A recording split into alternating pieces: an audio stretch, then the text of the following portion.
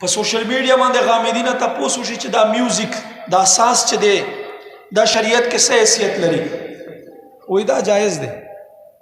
ساز څه شی دی جایز دی وای حالانکه حرام دی او بیا یې څه وکړو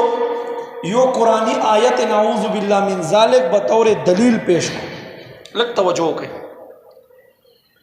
ما دا عادت دی چې زه داسې شی وینم نو زه کمنټس ګورم نو کمنټس مې کتو په دې کې زما یو مقتدي هغه زوی چې دی کمنټس کړی و چې بای بالکل یو کمنټس کړی و چې بای دا سړی ماوری دا ګمراه دی دا بددینه دی دا بېلارې دی د په کمنټس کې ورته ویلي چې دی خو صحیح خبره کوي او کتا سره دلیل وړاندې کړه میوزیک ساز چې دی دا خو روا دی جایز دی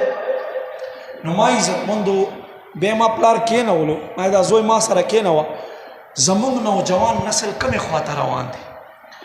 په دې موبایل سره دی صرف بې عمله کېږي نه دی بد عقیده کېږي هم ګورې بد عقیده کېږي هم کوشش کوئ دلته مولانا عبدالرشید صاحب دی دا نور زمونږ دومره قدرمن علما دي دوی سره خپل بچي بالکل پیوست کوي پیوست چې څه ته حاصل کړي دنیا به ښه ډېره درته وګټي دنیا نیمګړې ده